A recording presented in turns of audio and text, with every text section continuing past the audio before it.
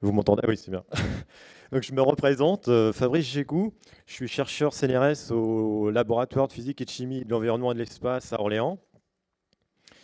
Donc là, je suis ici en tant que porteur du projet Doc River, qui est un projet qui est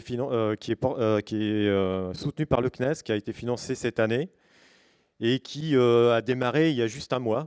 Donc malheureusement, je n'aurai pas de résultats à vous montrer. On espère avoir des résultats d'ici un an. Donc le projet Doc River, ça a pour but d'inverser le dock des grands fleuves arctiques, hein.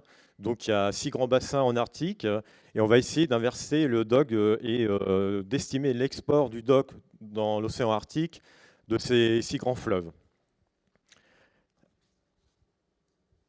Alors l'avantage de faire des études à haute latitude, c'est que... attendez, il y a une animation normalement.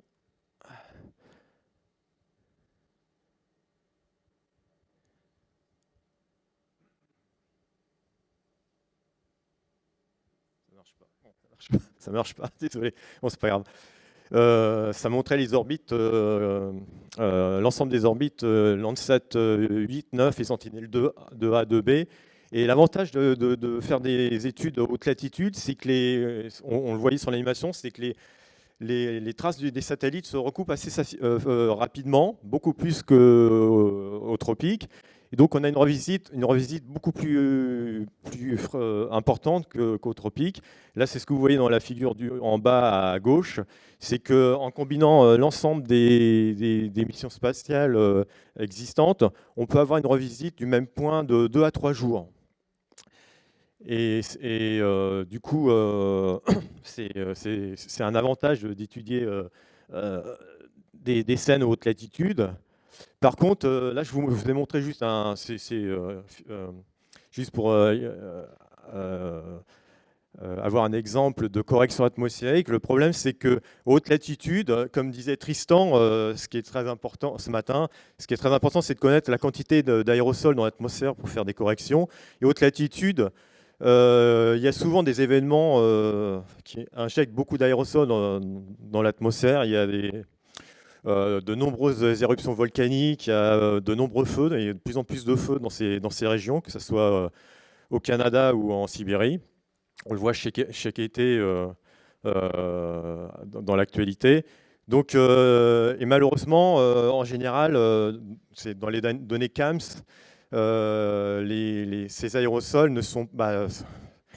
les aérosols en haute latitude ne sont pas assimilés. Donc on a une qualité de correction qui peut être dégradée à cause de cette quantité d'aérosols qui est moins bien prise en compte. Donc il y a on a un avantage avec la revisite qui est rapide et un désavantage avec cette correction qui peuvent être moins bonnes. Alors actuellement dans le projet, donc là je vous ai listé de nombreux projets de chaînes de traitement qui corrigent les données Sentinel et Landsat 8 parce que nous voulons justement, faire une étude couplant ces deux missions. Et dans le projet Doc River, nous allons utiliser donc, la chaîne de traitement Obstuco. Et nous allons justement appliquer cette chaîne de traitement sur les données Sentinel-2 et Landsat 8, avec le concours de Tristan, qui va nous expliquer comment faire. Et alors, malheureusement, je vous ai mis des exemples en bas de réflectances qui permettent de valider cette inversion, donc aux États-Unis et puis en Amazonie. Aux hautes latitudes, sur les grands fleuves arctiques, on a peu de... Alors moi, j'ai pas d'exemple de mesures de réflectance disponibles. Alors si vous avez des informations sur de telles données disponibles, je suis preneur. Et pour l'instant, on n'a pas prévu de valider via des données de réflectance, sauf si elles existent, mais il faudrait qu'on les trouve. Alors, pour rentrer un petit peu dans le détail de ce que nous allons faire, on vient juste de démarrer il y a un mois, c'est que pour inverser le dock des grands fleuves et estimer l'export vers l'océan Arctique, il faut passer par un intermédiaire, donc c'est le sédum, ce qui est la partie colorée de la matière organique. Et donc, je vous ai montré un exemple en haut, c'est d'une inversion du sédum sur une rivière américaine, sur les mêmes scènes, hein. Du coup, en prenant pour la première formule les données Landsat 8 et la deuxième formule les données Sentinel-2, hein, exactement sur la même scène. Ah, vous voyez que les formules inversées ne sont pas tout à fait les mêmes, parce que quand on veut inverser le sédom, on est assez sensible à la définition des canaux que l'on prend. Donc, comme les canaux ne sont pas les mêmes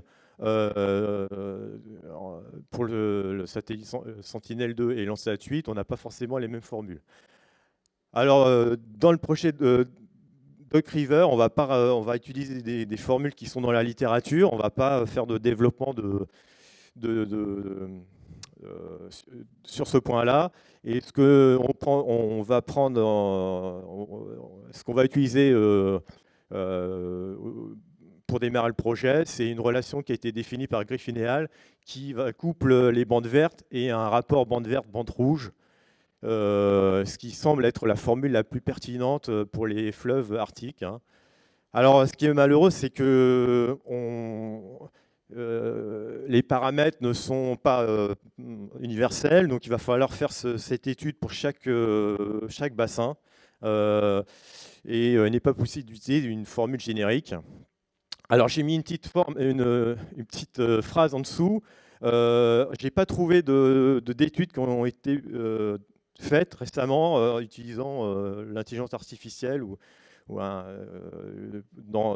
pour inverser le sédom. Alors, si vous avez des études qui prennent en compte cette technique, je serais preneur pour savoir si c'est vraiment utilisable dans ce cadre-là.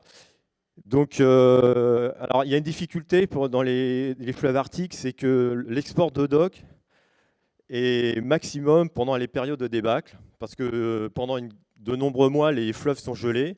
Et entre fin mai et début juin, quand vous voyez ici là, le débit du fleuve Colima, vous voyez entre fin mai et début juin, il y a la débâcle là, et il y a une augmentation du débit énorme, et 80% de l'export de dock se fait pendant ces périodes-là. Alors évidemment, il n'y a pas possibilité de faire de mesures de terrain pendant ces périodes-là, c'est trop dangereux, donc c'est difficile. Donc on voit la pertinence des données satellites, parce que l'export de dock se fait pendant les périodes où on ne peut pas faire de mesures de terrain. Alors, pour valider les inversions satellites, on va se baser sur un réseau, le réseau Arctic GROW, qui est un réseau de mesures sur les 6 grands bassins. Donc vous voyez, les points rouges sont les points de mesure. Alors, dans ce réseau Arctic GROW, il y a une mesure faite tous les 2 mois. Donc, ça va suffire pour valider nos inversions. Alors, je me dépêche. Alors, une fois qu'on a inversé le sédom, ce qu'il faut, c'est définir une relation entre le sédom et le dock. Et heureusement, il y a une très forte corrélation entre le sédom et le dock. Et là, vous voyez 2 exemples de relations linéaires. Alors nous, on va démarrer avec une approche linéaire, qui n'est pas la seule approche, hein. Il y a des approches utilisant la pente spectrale du sédom dans l'UV. On se propose aussi de la tester, mais on va démarrer avec une approche linéaire, qui est l'approche la plus courante. Donc vous voyez, donc là, c'est des mesures de terrain, hein, qui permettent d'avoir des... Donc sur le terrain, il faut faire à la fois des mesures de sédom et de dock. Et grâce à ça, on peut avoir une régression linéaire qui nous permet d'avoir une relation qu'on va pouvoir appliquer aux mesures satellites.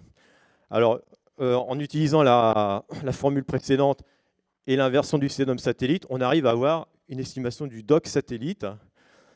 Et là, vous voyez un exemple qui a été fait, des inversions qui ont été faites dans le cadre d'un postdoc NES par Pierre-Alexis Hérault, qui est également dans le projet Duck River, sur les 6 grands bassins. Donc, le bassin de la Colima, la Lénade, l'Aube, le Yenisei, Mackenzie et le Yukon. Et à gauche, vous voyez les corrélations entre les mesures de terrain et les mesures prédictes par les données satellites. Alors les corrélations sont plus ou moins bonnes, les plus mauvaises. Alors c'est des données qui ont été faites grâce aux mesures satellites MODIS, hein, entre 2000 et 2014. Donc là vous voyez, entre 2000 et 2014, le flux annuel par année des 6 grandes rivières. Donc l'unité c'est en téragrammes.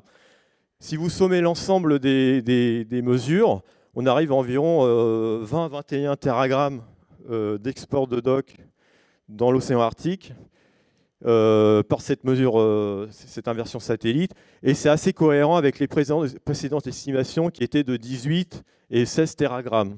Donc on n'est pas dans les choux, mais c'est une étude qui est en cours de publication. Et pour terminer, alors c'est exactement ça qu'on voudrait faire, hein. C'est avec les données Sentinel-2 et Landsat 8, c'est avoir sur chaque bassin une estimation de l'export de doc. Alors on aurait une variation, on ne sait pas encore jusqu'où on peut aller, mais au moins mensuelle, et j'espère un peu mieux. Et alors, c'est l'avant-dernier transparent. Alors, comme je vous ai dit au début, on n'a pas encore de résultats, mais je vous montre un exemple de résultat qui a été fait sur une rivière américaine. C'est une publication qui est sortie en 2020. Donc là, vous voyez, c'est une rivière, c'est la rivière Saginaw qui se jette dans le lac Huron aux États-Unis. Donc là, vous voyez à gauche les points de prélèvement qui ont permis de valider la méthode. Donc là, les régressions linéaires qui permettent d'avoir la relation entre le DOC et le CEDOM. Et ici, alors c'est ça qu'on aimerait faire sur les 6 grands bassins. Donc, et qu'on va faire. Et donc, vous avez l'inversion Landsat 8 et Sentinel-2 pour 2 dates différentes. Alors en haut, c'est en avril et en bas, c'est en octobre. Et vous voyez que là, il y a une différence de 15 minutes entre les 2 scènes. Et là, il y a 1 minute. Et donc, vous voyez jusqu'à quel point on peut, quelle granulométrie on peut atteindre avec ces données Landsat 8 et Sentinel-2. Et il y a une corrélation de 0,97 entre les deux cartes. Donc on voit que les 2 satellites voient la même chose. Donc c'est rassurant.